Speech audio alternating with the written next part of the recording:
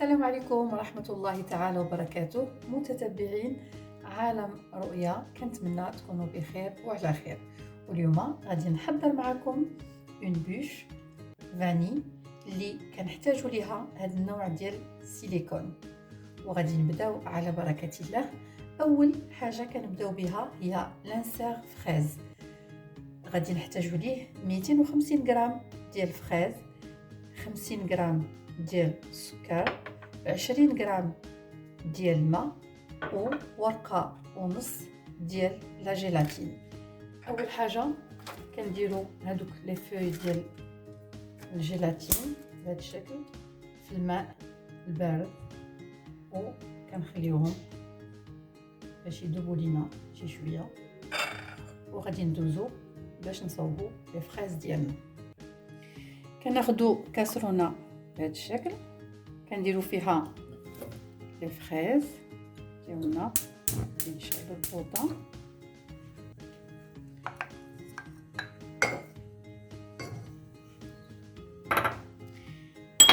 كنديروا 50 غرام ديال السكر بهذا الشكل،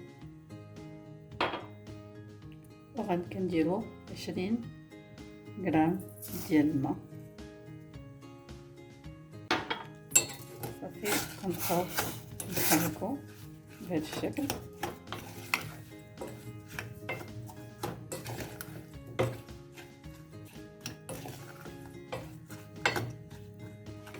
ملي لي فريز ديالنا كيغليو بهذا الشكل بحال هكا، صافي غادي نطفيو عليهم، وغادي نجيبو لي فوي ديال الجيلاتين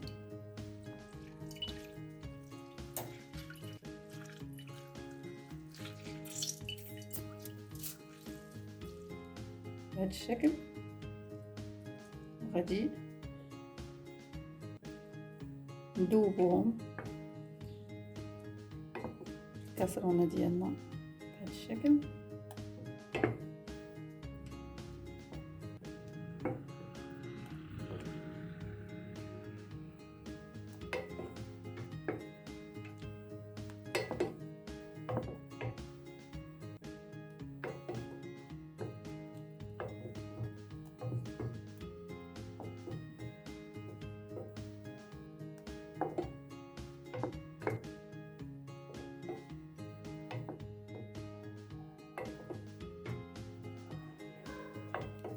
دابا غادي نخليو لانسير ديالنا يبرد شويه، ومن بعد غادي ندوزو باش نطحنو.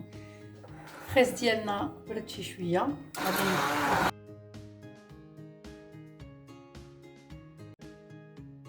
لي فريز ديالي هما طحنتهم بهذا الشكل.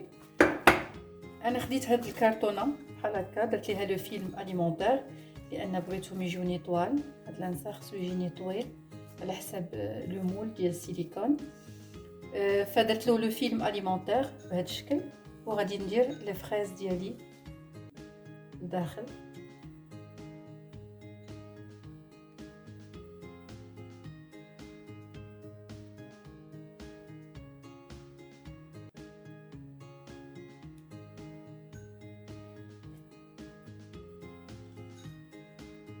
هاد لانسير فريز على الاقل خصو يبقى واحد 5 ديال السوايع في الكونجيلاتور.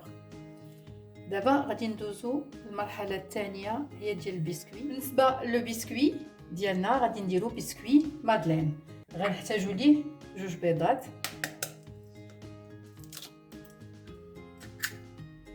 نهرسو 100 غرام ديال السكر،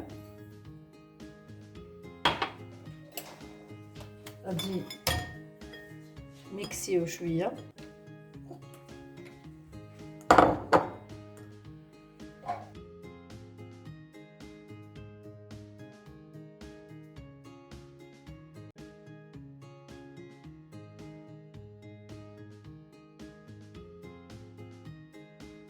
غنزيد عليه 4 كاس ديال الزيت بهذا الشكل.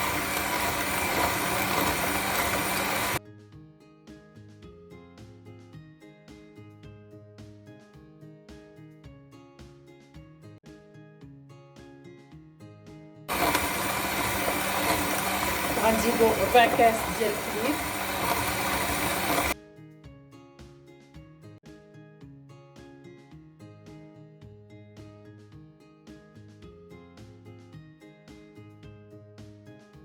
هنا درت 100 غرام ديال الطحين مع 4 غرام ديال الخميره ديال الحلويات. غادي نحركهم بهذا الشكل صافي، وكنبقاو نزيدو في الخليط ديالنا.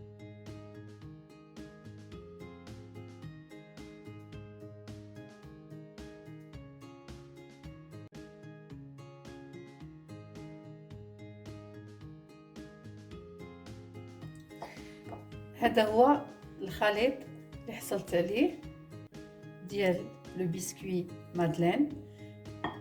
دهنت هاد لو مول هكا طويل بهذا الشكل، دهنتو بشويه ديال الزبده، وغادي ندير فيه الخليط ديالي بهذا الشكل.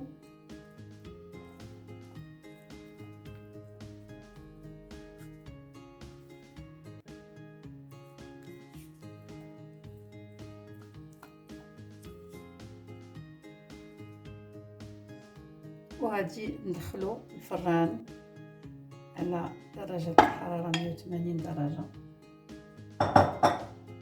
بحال لي كيك العاديين.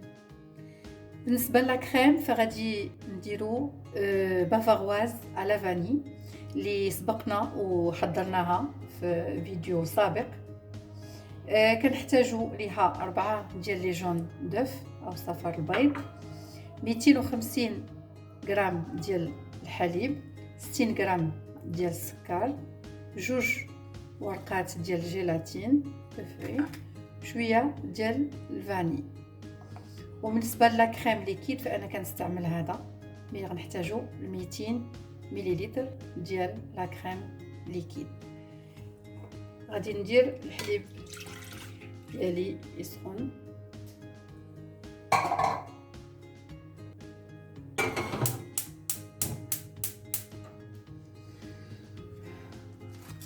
ندير لي فوي دو جيلاتين بهذا الشكل في الماء،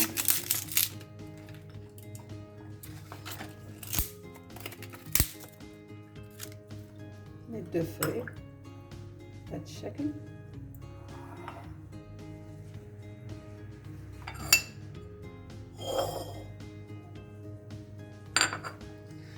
غناخدو ان بول غنديرو فيه لي جون دوف بهذا الشكل،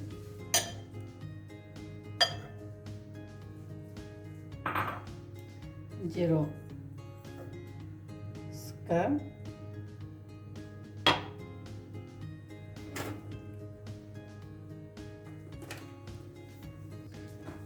غنديرو ان بو دو فاني، شويه ديال الفاني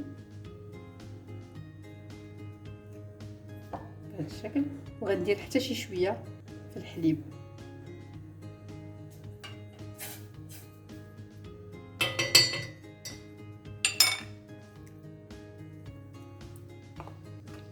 صافي وكنخلط.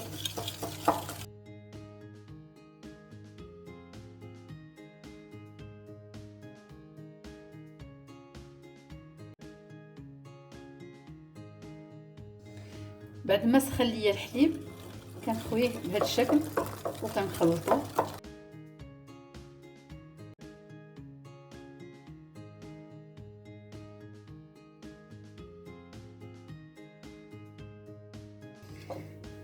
وغادي نرجعو الخليط ديالنا للكاسرونه بهذا الشكل، وغادي نطيبو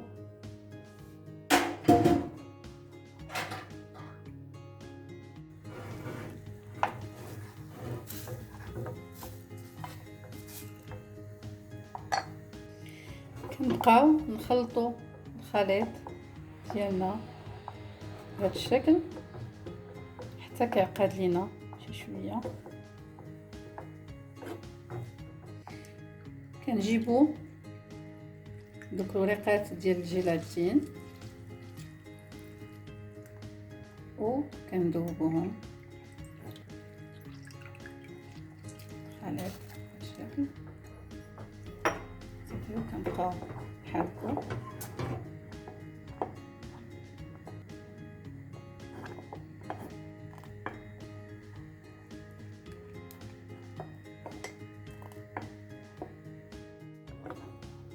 لا كريم ديالنا ها هو وجد كيجي بهذا الشكل. دابا غادي نديروه في ان بول وغادي ندخلوه الثلاجه باش يبرد لينا شويه، وغندوزو باش نحضروا لا كريم شانتيي. غادي ندير لا كريم ليكيد لو بول بهذا الشكل. هاد لا كريم راه كيف شرطو قلتها في الاول، راه فيت خدمناها في لا تارت على بافارواز، لا ميم كريم على بافارواز صافي.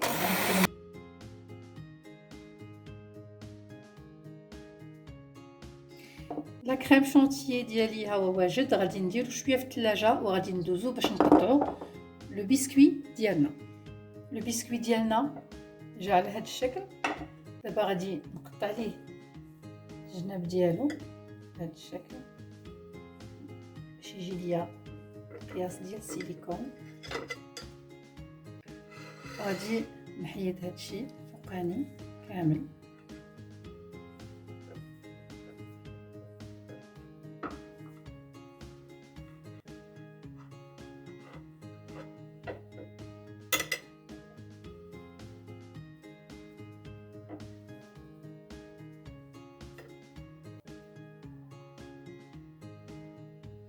عندنا راه دو مورسو ممكن يديروا لينا دو بوش. صافي هذا هو القياس اللي انا محتاجه ليه، غادي نحتفظ به. ودابا غادي ندوزو المونتاج ديال لا بوش ديالنا. مشاهدينا هذا هو سيليكون اللي غادي ندير فيه لو رولي ديالنا او لا بوش، فيه هاد لو تابي بهذا الشكل.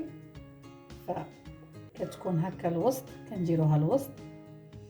هذه لا كريم بافارواز، يعني ديك لا كريم شونتيي خلطتها مع لا كريم انجليز ها هي. هذا لانسير فريز خرجته دابا من الكونجيلاتور، خليته تقريبا واحد 5 ديال السوايع. وهذا ديال لو بسكوي مادلين ديالنا. دابا غادي نبداو نمونطيو في هاد لا بوش ديالنا. كنديرو لا مواتيي ديال لا كريم لتحت بهذا الشكل، يعني النص ديال لا كريم ديالنا تقريبا كنديروها هنا تحت. كنجيبو هكا جوانب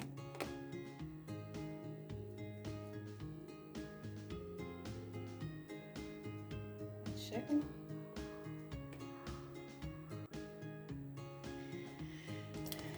دابا غادي نبداو نطلعوها من الجناب بهذا الشكل.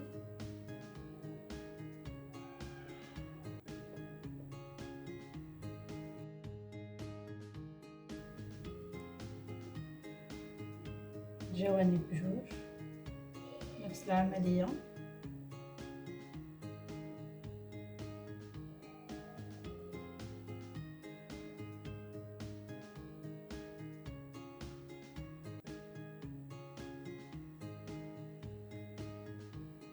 دابا غادي نديرو لانسير ديال فريز.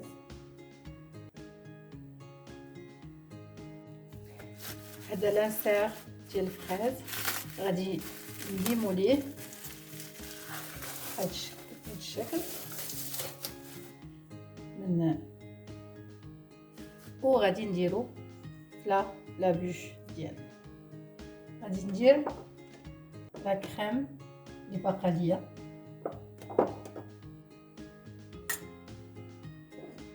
فوق هاد لانسير بحال هكا.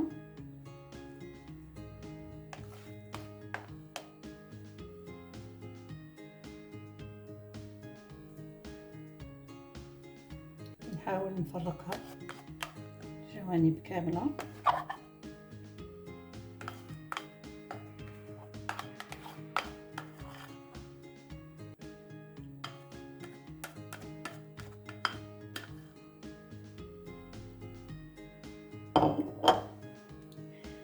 صافي كنبدا نسرح فيها مزيان الشكل.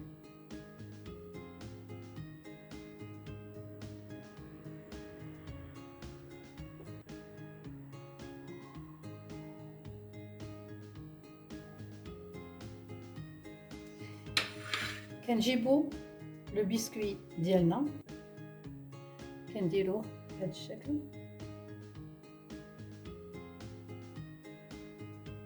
كنضغطو شي شويه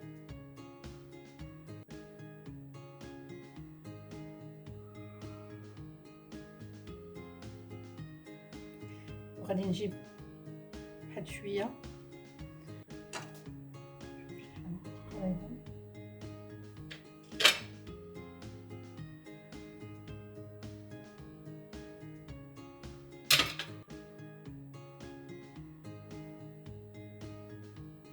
كملت صافي.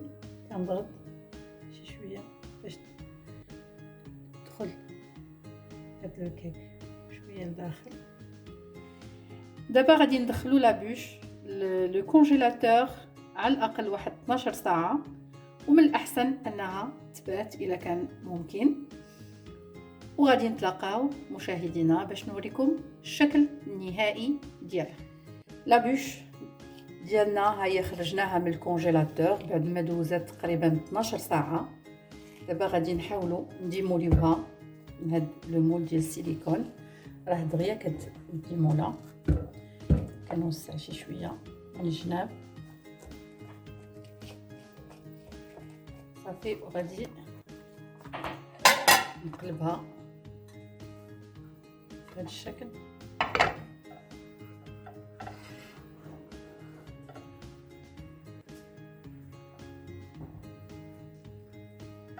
دابا غادي نحاولوا نحيدوا لو تابي شويه شويه.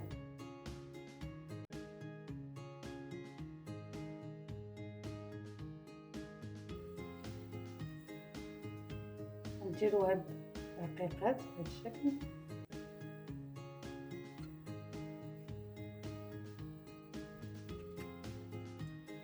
حتى كنكملوها كامله. مشاهدينا هذا هو الشكل النهائي ديال لابوش ديالنا. كتجي بهذا الشكل. هذا الورد زوقته، التزيين كيبقى اختياري.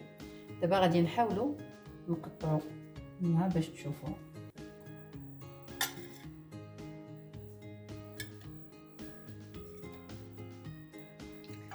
كتجي زوينه بزاف وكتستحق انها تجرب.